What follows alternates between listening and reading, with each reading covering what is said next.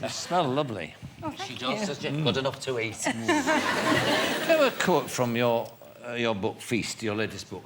You say that cooking has many functions, and only one of them is about feeding people. Yes. Yeah. So Well, what else? I think that if you're lucky enough to live somewhere where you've got enough to eat to keep you alive, food, I think you either show people you love them by cooking for them, or you try and say what kind of person you are, whether it's just you independently or with your friends or your family or in a community. And I think it sort of connects people. I mean, one of the things that I find quite interesting writing about food is that everyone's got something to say about it. And I always fear a bit that in the modern world, everything is about experts and expertise, and somehow some people are allowed to have views and some people aren't. And with food, it can't be like that. I mean, I know that on the whole, there'll be a lot of chefs doing all the talking. Absolutely, and telling us what to do and what to eat. Dictating yes, to I us, suppose so, but you know, I come from it from a different angle, having no training or talent or skill whatsoever, just being greedy and liking to hang about in the kitchen. And everyone else has got a view, and everyone wants to say what they ate or what they ate as a child. And I find it very interesting. I mean, I'm a nosy person, and I think that somehow you can lie about a lot of things. But when people talk about what they like eating, the honesty, it has to come out. I mean, I'm not talking about people who, you know, look up and see what ingredients are in fashion or not, because that's affectation. But when people really talk, they tell you so much more about themselves when they talk about what they eat or what they ate as a child than they ever do if you were to ask them a personal question. Have you always been greedy? Were you a greedy child? No, do you know, I wasn't. I was brought up, you know, 100 years ago when if you didn't eat your lunch, you would sit there, and it would be brought out at tea time, the cold food. And I wasn't at all interested in eating. I didn't like eating then. I was interested in food, and I liked cooking. Yes. And we were a large family. And my mother believed in child labour, as you have to then. and so we were always, you know, called in to cook from very young, from 6 or 7. Yes. And not doing the sort of cooking that children do now, which I am afraid I often do with my children, which is, this is fun, let's make a muffin. And we had to make tea. But one of the things, of course, about in this competitive market is that you have to establish a kind of a personality, if you like, which is not necessarily what you are. You know, you have to be something different. And you became this domestic goddess. That's how the press saw you. And you made cooking sexy, as I said. Yes, but, you know, the funny thing is, because I started writing about food quite a bit before I did TV, I would say that I didn't feel I established that kind of persona. I mean, television is a different thing. I suppose so, but not on purpose, I have to say. Well, this is the interesting point. See, I always think that my tone is quite informal and intimate, but intimate in the way that if you were talking to a sister or something like that. And I feel I have nothing of the coquette about me at all. And so What do you think? Well, I think when you watch Nigella, it's like standing in a kitchen with a friend who knows what she's doing. And she said, and then you do this, and then you do that. You're going to find it sexy? Alex the spoon. And then starts running a finger through, like, rivets of chocolate. Exactly. Yeah, but everyone does that at home. Well, my mother never did. She was mashing spuds. With no teeth in. Get out the kitchen! You're, like, very languid and, like, this sort of glamorous mermaid in the kitchen, and everything's no trouble, you know? And in my childhood, the kitchen was like the kitchen in Alice in Wonderland. With pepper going and plates and frenzy and burnt fish fingers. What was interesting about your career, of course, is when all this was you were making a name for yourself on television and writing too, and having this hugely successful and sort of glamorous part of your life, that at the same time your husband, your former husband John, was actually dying in the most extraordinary and awful way. So you had this kind of curious irony in your life, didn't you? Well, yes, but, you know, I think the thing is that there's nothing like worry about money to push you into working hard. That's the same for everyone. And I had 2 very small children. I mean, my youngest was 6 months when John got ill. And I needed to make sure everyone was going to be all right, but I wanted to work from home because I didn't feel it would be very safe to go out to work.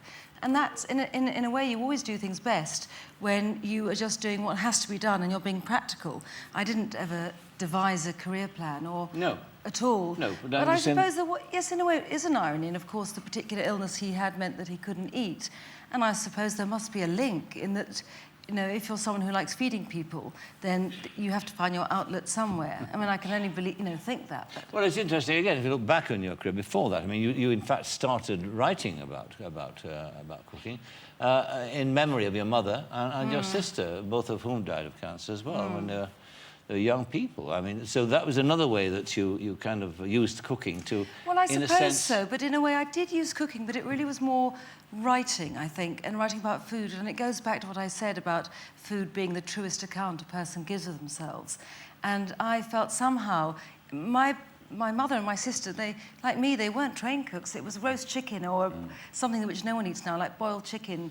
But I felt I wanted to remember the food they cooked in order to remember them. So I suppose it was about cooking, but not in the sense of being a manual. Yes. You said just now that there's nothing that spurs you on more to work and to invent a career than, in fact, not having any money.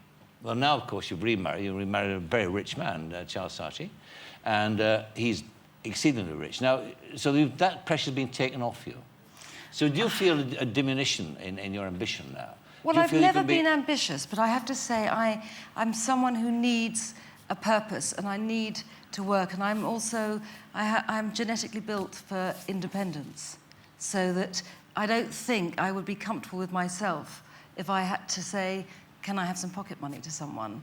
I like the feeling, and I always try to make my children understand it, there's no better feeling than to earn money, through your own work, be able to pay for something. It's much better than any present anyone can ever give you. And so I don't have, you know, of course, it's a great luxury not to have to lie in bed and worry about whether you're going to keep up the mortgage payments. And I wouldn't want to sound ungrateful for that. But that was what made me go into an area I'd never planned to go into before with television. But I don't think it makes me think, oh, I'll have a rest now. I think I wouldn't enjoy that. On that question of your marriage to Charles, you were married 2.5 years after John had died. Yes. Yes. But still, the chattering classes had their say, didn't they? There was all the gossip going around about, oh, it's too soon and all that. That obviously would affect you. You would hear that. I mean, what did you make of it at the time? Well, in a funny way, I understood it, because I think that's how I would have felt if I were in a different position, thinking about someone else, and then something happens to you and you feel it's entirely different. And in a way, I think when you've gone through something fairly big, you get quite wrapped up in how things are from the inside, and you've got your own problems and issues to deal with and other people to take care of, so that, of course, you know, you're not impervious to what people say, but you're not going to start thinking it's a truthful account or you don't mind. I mean, yes. I suppose if you know in yourself what's right or what you feel happy with, then that makes life easier. Well, yeah, yes, it's... Anyway, I sort of feel one thing is very, very straightforward, which is, you know, life is very difficult.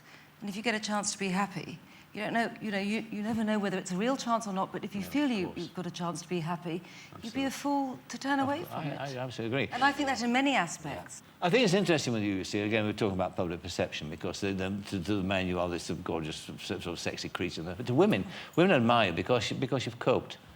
I think that's... But I don't know what choice people have. I mean, I always think when people say about people, how is someone coping? But how can you cope? I always feel everyone copes the same way, or mostly. On the outside, you're fine, and on the inside, you're not. I mean, you know, although I have to say, on the inside, I am at the moment.